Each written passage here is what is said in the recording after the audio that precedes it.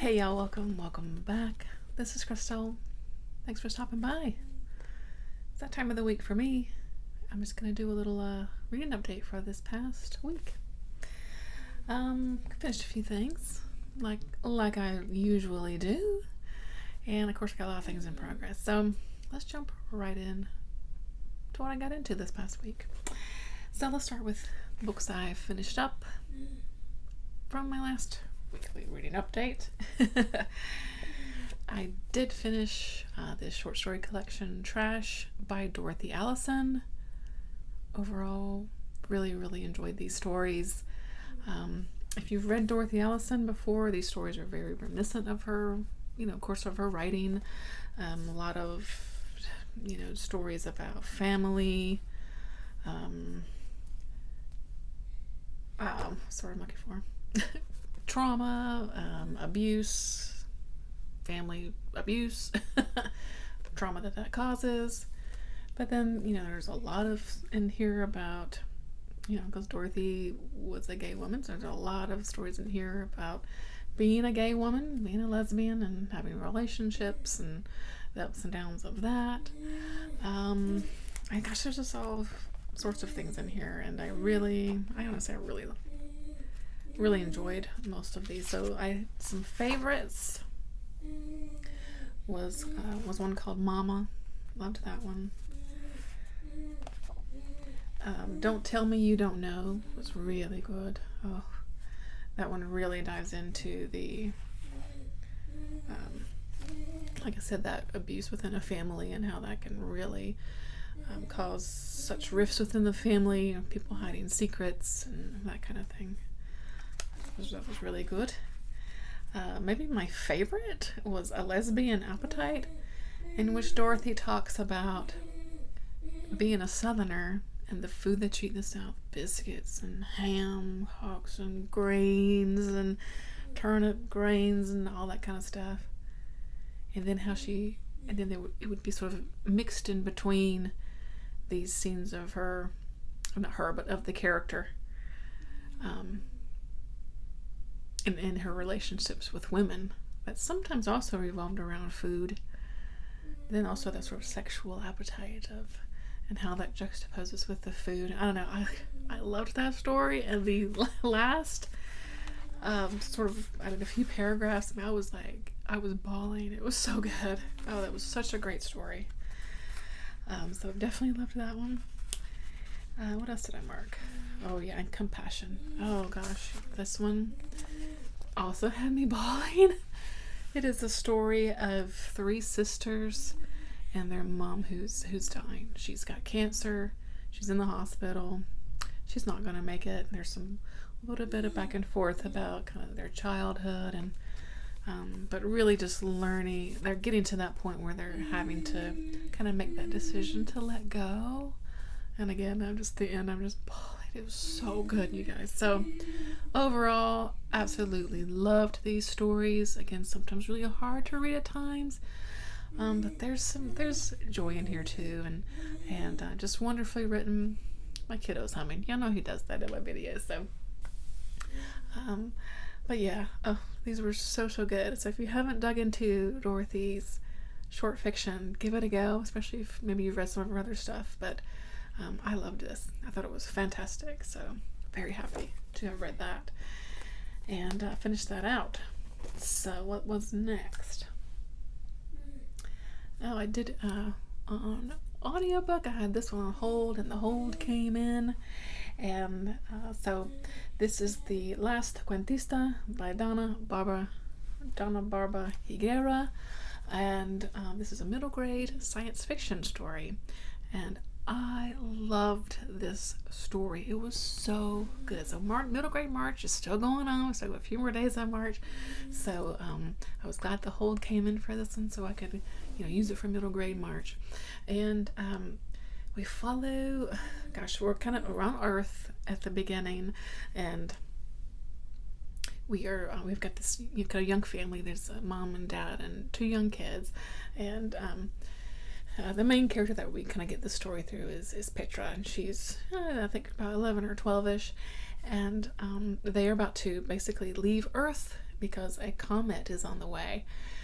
It's basically just gonna destroy the planet.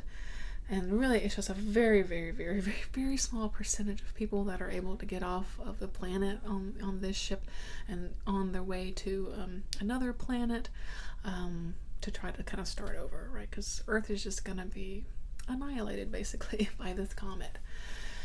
And as again in the beginning of the story, she's getting onto the ship with her family, and they're being put in stasis because the planet that they're looking to go for is like 300 something years away, so they're being put into a hypersleep, and something happens when she is getting put into hypersleep, and it doesn't work correctly the first time, and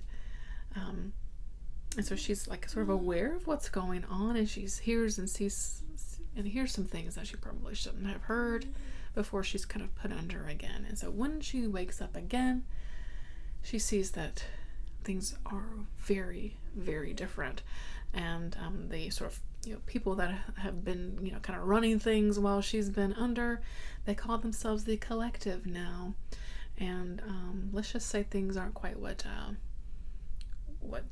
humanity had proposed for their future. And so Petra, because that stasis thing didn't quite work, she's very aware of her past and has all of her memories where no one else does.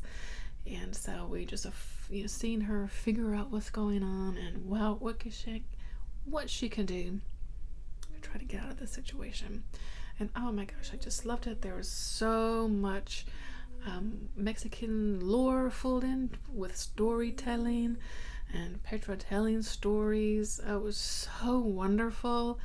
I loved this story, and I loved the science fiction aspects, and I think it was told in a wonderful way for kids to understand, kind of what's going on. Oh gosh, if you haven't read this one yet, it's worth your time. Loved it so much. So highly recommend that one if you're a middle grade reader, and maybe I don't think I've read much middle grade science fiction, so that was a really nice change to check out something like that. It was really good. Highly recommend. Let's see, I did finish up this too, my poetry collection that I've been digging through, and I've Become a Delight to My Enemies by Sara Peters, and I might do a separate little book chat on this one. We'll see, but this is a strange piece.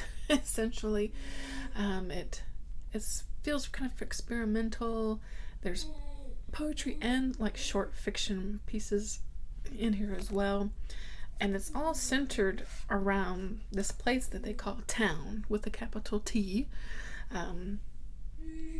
We're not quite sure if it's some sort of futuristic dystopia. Is it some sort of cult? I mean, I don't know where town is in time and space, but it's pretty it seems like a pretty brutal place to live, especially for women, and it's very much showcased in these works. Lots of loss of body autonomy, and there's this place called the farmhouse, which it's not a nice place. Yeah, it's hard to talk about because it's hard to kind of explain. I think it's just something that you gotta dig into read on your own, but it's very thought-provoking, and I enjoyed my time with it, so I liked it overall for sure.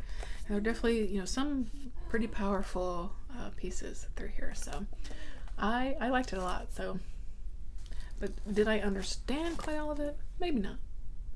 Some of it may have gone over my head, but that's fine. I think I'm okay with that. But like I said, overall, enjoyed my time with it. So, and then the last thing I just finished very recently, so my thoughts will be fresh in my mind. Maybe not quite all formed yet, but I finished Black Leopard, Red Wolf by Marlon James. Been buddy reading this with Brad Proctor. I kind of skipped ahead because I got close to the ending, so I just kind of barreled through the last 20% of it or so. And I loved this one. I really, really did. I'm kind of surprised because I was super intimidated by this book. Really was. I heard, really mixed things when this first came out. Some people just absolutely loathed it, or just DNF'd it. It just couldn't even make it through. And, and I was like, oh man, maybe, so I kept kind of putting it off, but man, I'm glad I finally dug into this one. So let's see. Essentially, this is a fantasy, and it is sort of African inspired in its world building and the lore and some of the sort of I'd say creatures, but that's the only thing I can think of right now that's popping into my mind. Well, I'll say creatures for lack of other words that are popping into my brain that are woven throughout. Lush world building here, from jungle type settings to sort of larger cities. I'm saying cities, but to smaller villages. Some desert landscapes. There's this one kind of city that's built up in the trees. It's the world itself is super expansive. The characters are very complex, very layered, super interesting, and I enjoyed them. They weren't all likable, which is fine.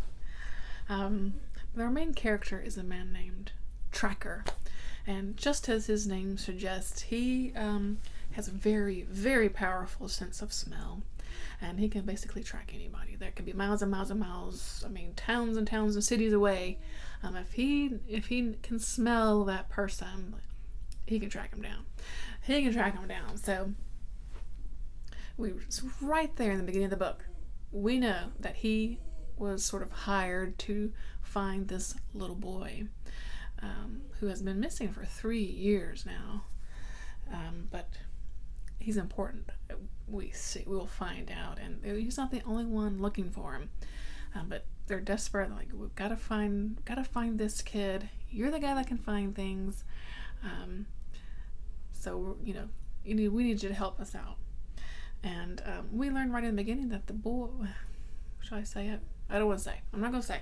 But and so that's like the gist of the overall story. But of course, there's way more involved in that, because Tracker, in the very beginning, he is in a prison. He's in a jail, and he is telling his story to an inquisitor of all the things that has happened, from him, like, trying to basically track this kid down. So he's telling us a story, right? And we go back from when he was a kid, to where he grew up in his village called Cu, and I think it was called Cu. And, like, he's got some family trauma going on. He, like, left his home, and he meets this man named Leopard, who, from the title, and he's a shapeshifter. He turns from a man to a leopard, and they form a sort of, at times, tumultuous, friendship. There's sort of betrayals with other characters. There's some children that come in that are called Mingi, who are born with either sort of physical, sort of deformities that normally the kids would basically just be left out to die, but there's this person that's trying to save them. It gets kind of wrapped up in that.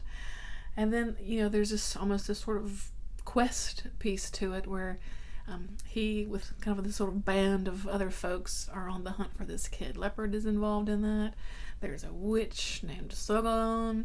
There's this sort of breed of giant called Sadogo, who doesn't like to be called a giant, and a couple of other folks. A guy named Mossy, and then, they kind of come apart and come together through these stories and trying to find the kid, essentially, right? There's things like, vampire type creatures that they meet along the way. There's a Sasson Bogum, who's this guy with, like, bat wings, and he, like, eats flesh, and it's got some cool witches and all kinds of things along the way.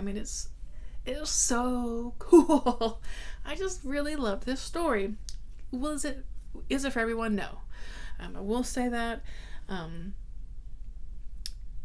Because some of the early reviews that I remember reading were like, "Gosh, this is like pretty violent and that kind of thing." And yeah, it's pretty descriptive with the violence and like some fight scenes.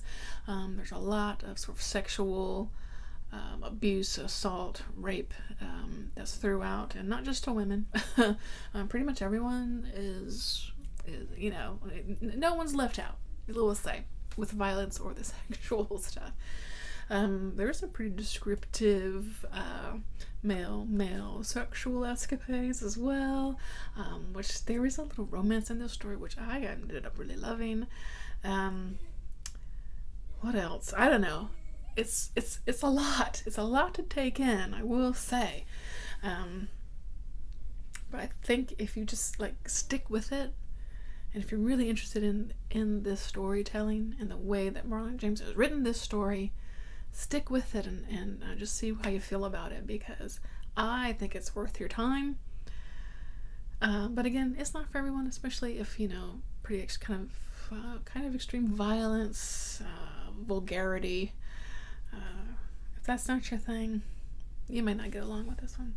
But Tracker himself is a great character. You don't know if anything that he's saying is true, and he's real a smart ass, you know. I guess he's not totally likable, but you like following his story anyway, you know. So yeah, I loved it, and I cannot wait to dig into the second book at some point, because I cannot wait to get Sogalon the Witch's perspective on this story. So yeah, I ended up loving that one. Give it a go, because I think the reviews are so all over the place. I think it's one you just have to experience for yourself. If you're interested, just give it a shot.